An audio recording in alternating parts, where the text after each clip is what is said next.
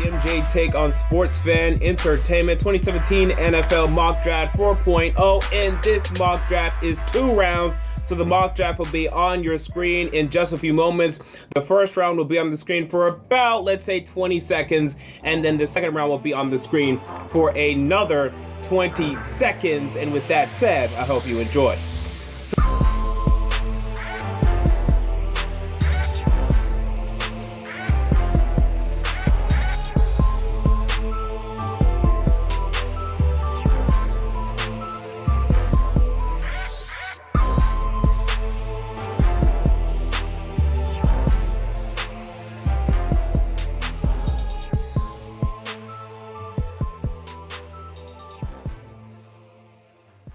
So there you go. That was the 2017 NFL Mock Draft 4.0. 2 rounds this time, as I said.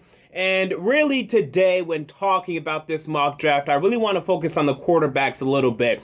But before I talk about that, let me preface this by saying, still, this late into the process, I guess really this early, I'm not hearing many draft tidbits or buzz or rumors or anything. This is a very weak draft cycle in terms of rumors. I mean, I've never seen anything like this. Years past, you already hear a bunch of rumors like, let's say 2015, for example. You already knew the Buccaneers wanted Jameis Winston. You already knew the Titans were looking at Marcus Mariota. You already knew a bunch of stuff about that draft. In this draft right now, there's a lot of uncertainty out there. I mean, even Myles Garrett, who everyone has going number 1 overall, we don't really have definitive info on that. I mean, it sounds pretty good, but even there's still some uncertainty. So there's going to be a lot of disagreement, but just know that as we get further along into this process, things will become more definitive. But to focus on the quarterback. So you've noticed, okay, so I have 4 quarterbacks going in this mock draft total, 2 in the first round, 2 in the second. And in order, those quarterbacks are Mitch Trubisky going 12 to the Cleveland Browns, Deshaun Kaiser going 25 to the Houston Texans. I have Patrick Mahomes going, I believe, 36 to the Chicago Bears, and Deshaun Watson going 44, I want to say, to the Buffalo Bills, but I have to check that again. So when it comes to Mitch Trubisky, okay, I think he's going to be the first quarterback taken. Of all the draft buzz that I've heard, it sounds like he's the one NFL teams are most high on, and that's fine. He's second in my quarterback rankings. Personally, I prefer Deshaun Kaiser, but whatever. That's fine. I think they're pretty close, so if that's the sort of preference the team has, I understand it, and he still has a lot of untapped potential there, so I get it. Okay, that's fine. Now, where will he go? Right now, I don't think he's going to be drafted top 5. He could go to let's start with the 49ers. Now, the 49ers, from what I'm hearing, from what I'm seeing, they really want to get a veteran quarterback. I'm hearing they could sign Matt Schaub, which would be, not great, but they could do it. They could go after Jimmy Garoppolo. They could go after maybe Jay Cutler or some sort of veteran quarterback who would bridge the gap between maybe a second round or third round pick and then, who they currently have or whatever. Okay, I don't know. That's what I'm hearing. So I doubt it's going to be Mitch Trubisky there, but that would actually make the most sense. He's a pretty accurate quarterback, and I think he would do well under Kyle Shanahan. So I'm looking out for that. I just didn't want to do it in this mock draft. We look at the 3rd pick, Chicago Bears. They could take a quarterback, but again, I'm hearing they prefer a veteran. And first of all, Deshaun Watson, let's just get into him real quick. He's not going here, and I don't think he's going in the top 10 at least. Maybe he'll go in the first round, but guys, I think he's definitively the 4th best quarterback in this draft class. I don't think he's very good at all. I mean, you can go back and watch my scouting report of him. I don't think Deshaun Watson is very good at all. I mean, just if you watch the film, because I've watched all the quarterbacks now that really we care about, if you watch the film of his, watch the film of Mahomes, watch the film of Trubisky, watch the film of Kaiser, I mean, this guy has the worst throws among them. I mean, he has just throws that are out of the building. I mean, he is missing his receivers, unlike these other quarterbacks are missing their receivers. I mean, these other quarterbacks will miss their receivers, though maybe like 2, 3, 4 yards in front, 2, 3, 4 yards behind. Deshaun Watson throws it out of the building, okay? I mean, it is startling, it is shocking, it is flat out bad sometimes. I think he's definitively the 4th quarterback in this draft, and I know that's so shocking to some of you that really watched that national championship game this year and last year, and you saw him play well, and you say, wow, how is this guy not getting drafted number 1 overall? turn on the film. I beg you. Go watch Deshaun Watson versus some teams. Sit down and just look at him, and then sit down and watch Mr. Trubisky. Sit down and watch Patrick Mahomes. Sit down and watch Deshaun Kaiser, and you will conclude what I've concluded, what other people on here have concluded, what other NFL draft pundits have concluded. The kid isn't that good, and I have him going in the second round, definitively so. Perhaps he'll go in the first. Even though I'm really trying to predict what teams will do, not what I would do, at the same time, I can't understand how a team would sit down, watch the film, and conclude we're taking him with the first round pick. I just can't see that happening. I understand teams do stupid stuff. I mean, we saw Robert Clowndici go in the first round last year. But, man, I can't see how anyone can turn on the film and say Deshaun Watson is a first rounder. I mean, it's unbelievable to me. It might happen, but, man, I can't mock it now. I have to see some more rumors and proof and evidence that that's going to happen before I can do it, because the film that I saw at times made me want to throw up. We move on to... let's talk about Kaiser for a little bit. So apparently teams aren't that high on Kaiser, and I find this to be interesting. So currently, if I remember correctly, he's number one on my quarterback prospect rankings. He's number one on Daniel Jeremiah of NFL.com, former scout. Bucky Brooks of NFL.com, former scout. I want to say he's number one on Mel Kiper's board, and he's number two on Todd McShay's board.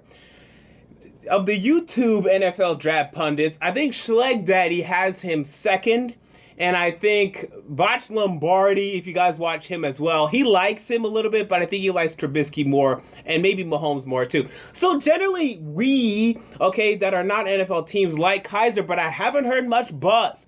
And I'm thinking he might fall to the second round, which I think is really unfortunate, but I think the guy's talented. I think he's going to be a starting quarterback in this league. I'm falling all the way down to 25, taken by the Houston Texans, and this would be a steal for them. I mean, as a Tennessee Titans fan, I don't want the Texans to get a quarterback, and I think here they'd have one. I think they'd have a much better one than they have currently in Brock Osweiler. I don't think he's ever going to be great, but I think he's going to be a starter, like a decent starter, and maybe even a pretty good starter, and that would concern me. And Patrick Mahomes, I mean, he could go in the first round. I have the same grade attributed to him as I do Mitch Trubisky, both 82 prospect grades. Go back to my scouting report and watch those if you want to have more information on that. So he could go first round, and I'm hearing some buzz about him elevating to that first round status. We'll see if he can solidify himself there. Personally, I think he deserves to be there. I think there's a lot to like about Patrick Mahomes, but I want to sit down with him and I want to talk to him. I want to get more info about his football acumen.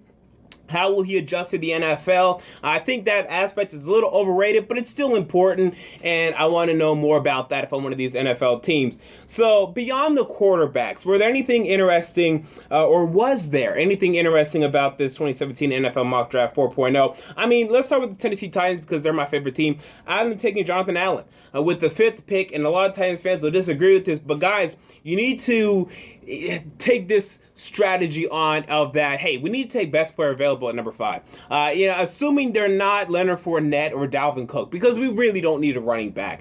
If their name is Jonathan Allen, Jamal Adams, or Malik Hooker, or maybe even Solomon Thomas, we need to consider them because these are going to be very, very good players. And Jonathan Allen can go ahead, slide in opposite of Jarrell Casey and do well for us. And Daquan Jones, I know we like him, but dude, the guy's not great. Move out of the way. In comes Jonathan Allen. How you doing? And that's the type of upgrade that a Super Bowl team makes. A team that's trying to get to a Super Bowl has to make these moves where they replace guys who are okay with guys that are great or going to be great. This is a move that I would like to make if this team is going to hopefully be able to compete for a Super Bowl as soon as next year. Again, people think I'm ridiculous for saying this, but trust me guys, it is true. It is possible. I'm not saying it's going to happen. It is possible. You need to prepare for that. We move on to Solomon Thomas and Jamal Adams. Now, these selections will be a little bit odd. They will appear odd because no one has this. I haven't seen anyone having Jamal Adams going 6 to the Jets and Solomon Thomas going 7 to the San Diego Chargers, but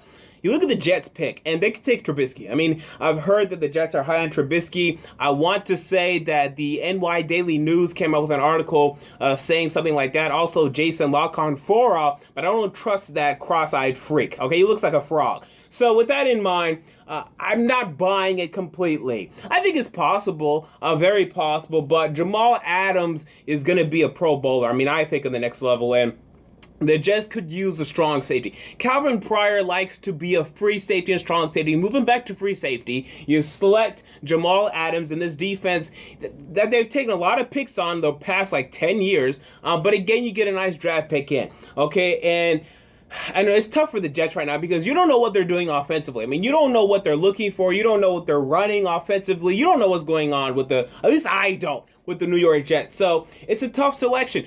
So with the Chargers at number 7, they've had Malik Hooker taken away from them. They've had Jamal Adams taken away from them. They've had Jonathan Allen taken away from them. How about Solomon Thomas? And this will be an interesting pick, but I would like this pick. Solomon Thomas being an edge rusher, a guy that in their scheme would play a very similar role to Joey Bosa, yes, but they could use guys like Joey Bosa, okay? A guy who can play down linemen and can stand up and be a pass rusher for you. And now you see this Chargers defense forming and becoming that team I really think they should be in the future with Phillip Rivers at the helm at quarterback. So becoming a more defensive team, building this defense, building it well. I mean, we're talking about a lot of key players on this defense, and Joey Bosa, Melvin Ingram, if they could re-sign him, but this pick is assuming that they don't. But even if they do, I think Thomas could fit there with Melvin Ingram being that stand-up edge rusher and Solomon Thomas being that down lineman, that 3-4 defensive end, putting on about 10 pounds probably, but I think he could do it. So this intrigues me a lot, and I think this will actually be an interesting selection. Again, I've seen no one go here, but being creative, and we've seen a lot of bizarre stuff in drafts before in this NFL draft. I think this is possible, and I want to look out for it. I skipped one pick that was interesting. How about Malik Hooker going to the Chicago Bears? Now, the Bears, again, they could take a quarterback, but Malik Hooker, man, teams are high on him from what I'm hearing, and we're hearing Ed Reed. We're talking about one of the top 2 safeties of all time, possibly top 3 for talking to some TV who made a video on this channel yesterday. But man, I like Malik Hooker, and I think he could go really high, like top 5, and I think deservedly so. If you're talking about a safety that can make as much of an impact as this guy can make, wow, Malik Hooker, I think he's going to go high. And yes, he has a sports hernia injury, out for 4 to 6 months, but still, he should be back in time for a training camp, and the upside is through the roof. Ed Reed. When you ever say that name, man, you have my attention, and he's going to have NFL teams' attention. I can guarantee you of that. Outside of that, Corey Davis goes before Mike Williams. You're seeing more and more people having Corey Davis over Mike Williams. I'm going to have my scouting reports for both these two up soon.